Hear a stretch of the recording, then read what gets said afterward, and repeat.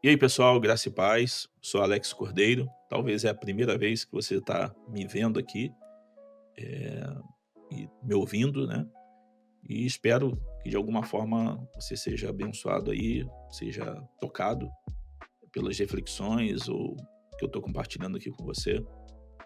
Eu tenho 46 anos, né? Sou pastor aí há mais de 20 anos, liderando, cuidando, sendo missionário, trabalhando em vários contextos diferentes. E de forma integral, né, servindo integralmente ao Senhor, com a minha vida, com a minha família. Sou casado, tenho 2 filhos, né, um homem aí de 18 anos e um adolescente aí de 13 anos. E tenho também aí mais de 20 anos de casado. Eu e a minha esposa, a gente se conheceu no período do treinamento, missionário, e servimos ao Senhor até hoje. O que que eu quero compartilhar aqui, com você, nesse vídeo aqui, né? Eu tenho vivido e convivido com líderes já há muito tempo, há um bom tempo. Mas ultimamente tem me surpreendido, eu atendo diretamente alguns líderes, mas eu tenho me surpreendido, né, hoje com a realidade da internet, com a realidade do YouTube, Instagram e tudo que nós vemos por aí de rede social, compartilhamentos por WhatsApp, a quantidade de meninos no ministério, a quantidade de meninos de verdade no ministério. Pessoas que não têm noção do que significa, o serviço ministerial, o serviço a Deus. E também a quantidade grande de não crentes no ministério, de líderes, de pastores que não experimentaram uma conversão verdadeira. Eu conheci a Jesus com 16 para 17 anos. Eu era um adolescente, né, um jovem, com uma vida bem destruída. Não vim de um lar cristão, não nasci num lar evangélico. Pelo contrário, eu fui criado numa realidade, de contato espírita, né, da Umbanda, do Candomblé. Eu ia para as festas do centro para poder comer. Quando era feijoada, então, eram os melhores dias para mim e meus primos, meus irmãos e todo mundo que a gente ia para lá. Nós passávamos noite, né. Fui iniciado e encaminhado para catulação, para fazer a cabeça, e o Senhor entrou na minha vida, né. E o Senhor tocou no meu coração, o Senhor falou comigo, mas nessa época eu era viciado, usava, drogas, usava cocaína, maconha, bebia, saía às noites, ia para os bares funks de corredor, né. Se você não sabe o que que é isso, a gente ia para o baile funk para brigar, dividia lado A e lado B, e a pancadaria comia. Eu sou quebrado em algumas partes, né, do corpo, sinto dores até hoje por causa dessa época. E com 16 para 17 anos, eu comecei a ser convidado por alguns amigos que, estavam indo na igreja e andávamos juntos, né, nessa realidade de droga, de bebida, de quase morte. Eu tinha um desejo muito grande, devido a problemas familiares e várias outras coisas, de morrer. Então eu era um kamikaze. Eu brigava, desafiava pessoas e com a intenção de que aparecesse alguém com muita coragem para me dar um tiro, me matar. Então não era um cara corajoso, mas eu era, o cara que estava buscando a morte. E com isso, eh, eu me deparei com um dia de chegar, questionar e a falar, perguntar se Deus existia mesmo, e se ele existisse para ele intervir e entrar na minha vida. E nessa época eu era jurado de morte, acampava nos dias de carnaval, né, para não morrer, e era uma decepção, meu pai, minha mãe, meu avô, eh, familiares, era um risco muito grande de influência ruim, era uma influência muito ruim para os meus irmãos. Sou o mais velho, né, de 3 irmãos, né, 4 comigo, e eu não estava legal. E eu comecei a me lembrar de um homem que pregava o evangelho pra gente, e na esquina, quando a gente estava lá sentado, e eu orei pela primeira vez, depois de uma confusão muito grande com meu pai, da gente brigar, sair no tapa, e eu disse: Deus, se tu existe, faz alguma coisa. Uma semana depois eu fui convidado para ir na igreja, fui na igreja pela primeira vez, ouvi o evangelho, sendo que eu já tinha tacado pedra na igreja, quebrado o telhado da igreja, eu era o Satanás, só a graça de Deus.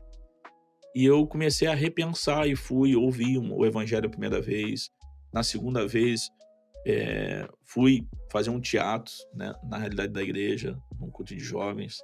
No sábado, eu fui em um culto de jovens e vi que a galera ali era normal, vivia uma vida normal.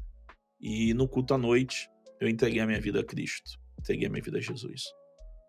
Quando eu conhecia Jesus, eu vi o evangelho, eu ouvi o evangelho, eu ouvi Jesus.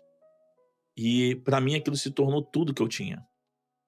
Ele era o meu salvador, o meu Senhor, a única possibilidade de permanecer vivo, a única pessoa que poderia tirar de mim as drogas, a única pessoa que poderia mudar a minha família, a única pessoa que podia de forma radical fazer algo extraordinário e poderoso na minha vida estava ali diante de mim e era Jesus.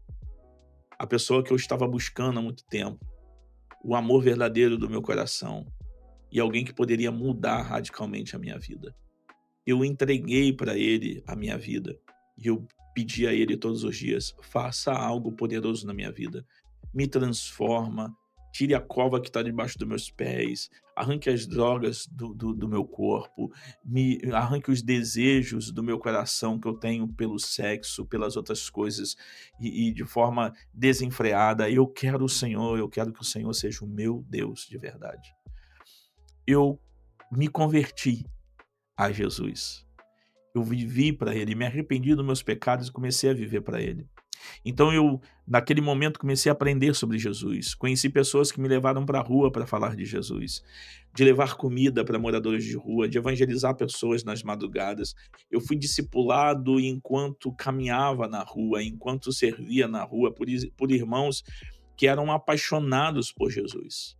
Eu de verdade tive um encontro com Cristo. O ministério se tornou algo secundário, porque a principal coisa da minha vida era amar e agradar a Jesus. Então, no dia que eu comecei a entender o que que era ministério, o que era ser um pastor, o que era ser um missionário, um diácono, um presbítero, um líder de jovens, eu já tinha entendido o que era ser um salvo.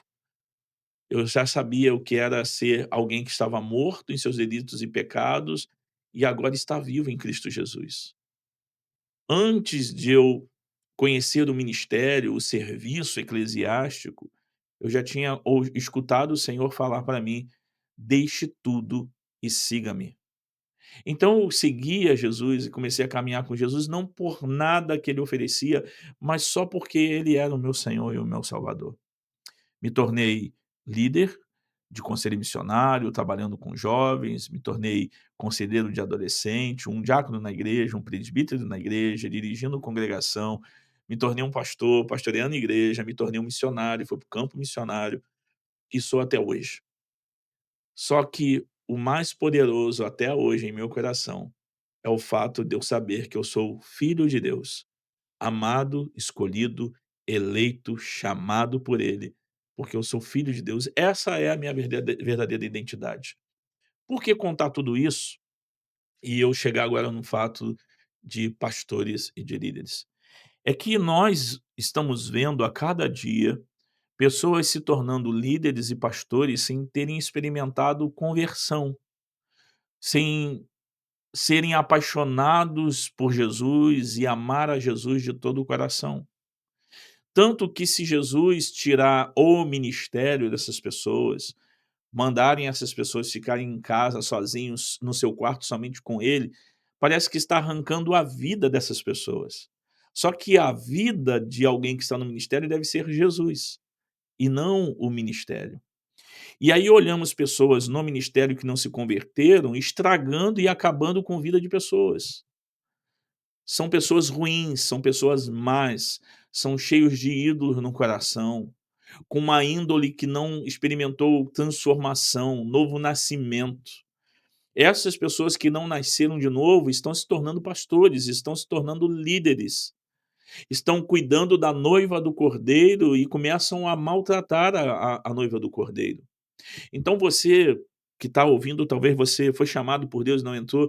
Se você tem dúvida se você de verdade teve um encontro com Jesus, se converteu ao Senhor, de que você nasceu de novo, pelo amor de Deus, não entre no ministério. Não se atreva a se tornar um pastor, um missionário, um líder, porque você vai causar dano no reino de Deus. Você vai destruir vida de pessoas. Se você é um pastor que tem outras pessoas sobre você, tenha cuidado de impor as mãos sobre essas pessoas. Elas podem causar danos. Aqui eu não estou dizendo de gente que pode se afastar do evangelho, abandonar Jesus, mas enquanto estão servindo ao Senhor, tem que servir como alguém que experimentou conversão, transformação do Senhor.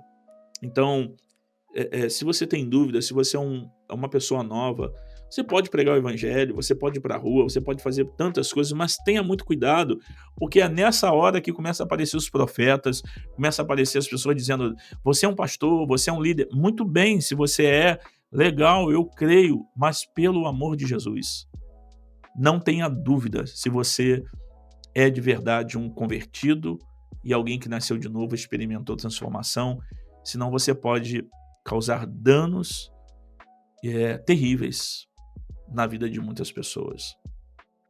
Ore ao Senhor. Se você acha e você vê que você de verdade não experimentou um novo nascimento, você só tomou um banho de água no dia do seu batismo e você vestiu a roupa de pastor, a roupa de missionário, a roupa de profeta, a roupa de alguém que é crente, mas não foi transformado, não experimentou transformação, mete o pé, cara. Pelo amor de Deus. Renuncie o cargo e vá para Cristo para você experimentar dele, ver nele o poder transformador e regenerador da graça de Deus, o poder do Espírito Santo que transforma os corações, o poder de Jesus de arrancar o coração velho e nos dar um coração novo. Aqui é um conselho, um bate-papo. Eu já vi muita gente estragar e acabar com a vida dos outros, porque não foram transformados e convertidos por Jesus. Eu louvo ao Senhor pela vida das pessoas que andaram comigo no início e me mostraram Jesus, e me mostraram o Evangelho, e me ensinaram a amar a Jesus acima de todas as coisas. Ele é tudo que eu tenho e tudo que eu preciso até hoje, depois de todos esses anos. Eu posso deixar de ser pastor, mas o que mais vale para mim é ser discípulo de Jesus e filho amado do Pai. Deus te abençoe, que o Senhor nos ajude, que o Senhor nos dê graça de treinar a próxima geração e ore ao Senhor para Ele continuar moldando e transformando o seu coração. Um abraço, fique com Deus, paz.